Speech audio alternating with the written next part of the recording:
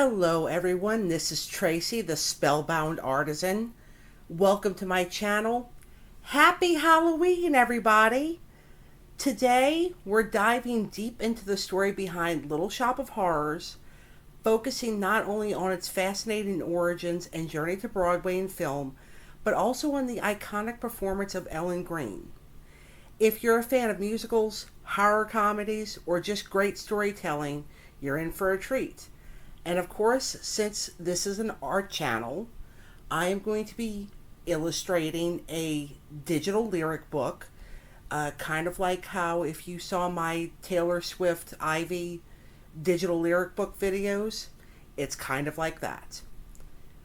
So make sure to like this video, subscribe, and hit that bell so you don't miss out on any of my upcoming content. I make at least one new video a week. Thanks for being here, and let's get started.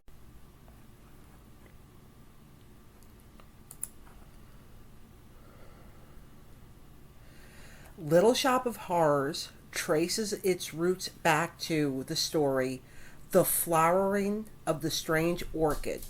This was a short story that was written by H.G. Wells and was published in August of 1894. This story features man-eating plants. The idea of dangerous plants continued with Green Thoughts by John Collier, and this story was published in 1932. And then in 1958, the story The Reluctant Orchid by Arthur C. Clarke was published. These stories highlight humanity's inability to control nature, which, despite its beauty, can be deadly.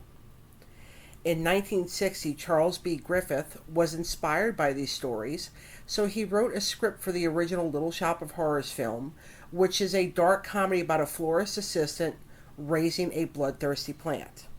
The film starred Jonathan Hayes, Jackie Joseph, Mel Wells, Dick Miller, and it featured Jack Nicholson in one of his earliest roles. This movie was directed by Roger Corman, and it was initially titled The Passionate People Eater. And this was before it became The Little Shop of Horrors. This movie was shot over 2 days using recycled sets from another film, and this comedy was not meant to be scary, but it blended multiple comedy genres with satirical elements. The film story centers around a man named Gravis Mushnik who owns a struggling flower shop. His assistant, Seymour, presents a wilting plant that he got from a Japanese gardener. In this version of the story, this plant is named Audrey II. The plant is a crossbred houseplant, but not extraterrestrial as in later versions.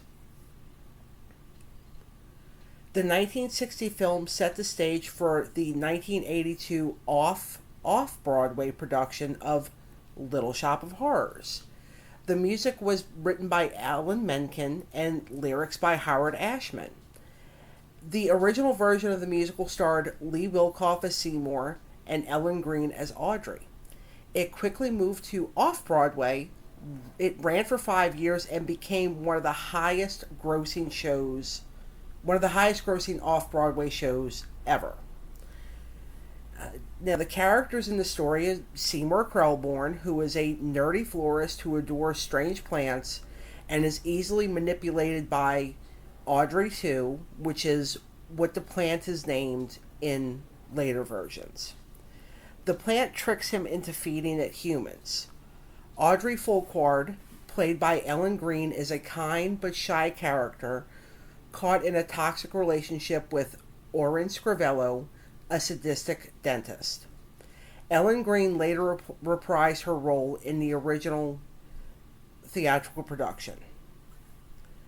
Orin Scrivello, DDS, is a sadistic dentist addicted to nitrous oxide, and he is Audrey's abusive boyfriend. Mr. Mushnik is the grumpy shop owner, and Audrey II is an evil, bloodthirsty plant seeking world domination and is controlled by over a dozen puppeteers. The Greek chorus, Crystal, Ronette, and Chiffon, they not only serve as a Greek chorus, but they also serve as backup on most of the songs.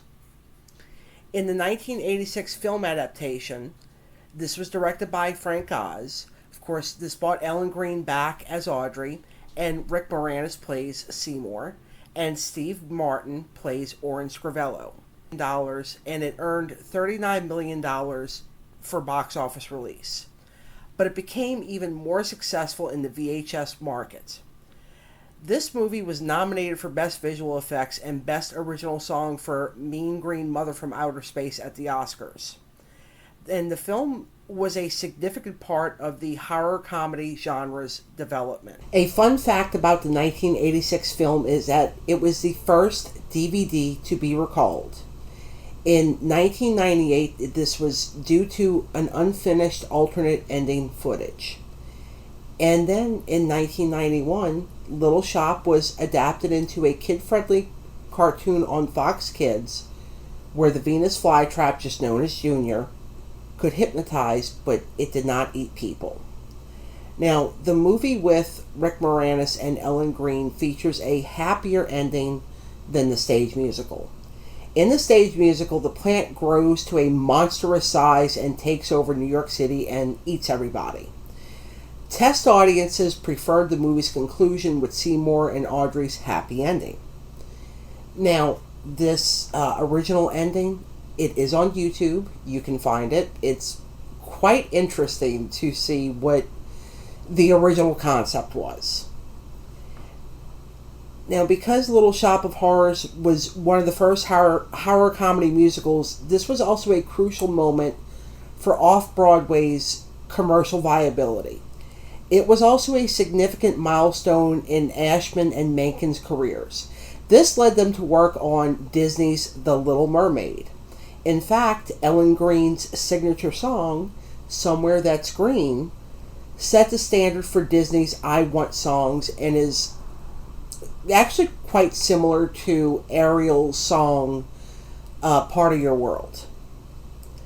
Now, Ellen Greene later revived her role in 2015 alongside Jake Gyllenhaal in a two-night production at the New York City Center, and it received rave reviews despite their age gap. Her performance as Audrey remains her most celebrated role in musical theater and probably one of the most well-known roles in musical theater ever. Despite the 30-year age gap between Greene, who was 64 at the time, and Gyllenhaal, 34 at the time, her entrance on the stage was met with a standing ovation, showing that her portrayal of Audrey remained just as iconic and powerful as ever. Her performance was described by the New York Times as a moment that felt like the resurrection of Maria Callas at the Metropolitan Opera. If you enjoyed this video, please give it a thumbs up, leave a comment with your favorite Little Shop moment, and don't forget to subscribe to the channel. Your support really does mean a lot. Now, I am also releasing this lyric book as a free PDF download in my Fourth Wall shop, so make sure to check the description for the link. Thanks for watching. Have a happy Halloween. I appreciate you spending this time with me, and I will see you in the next video. Bye!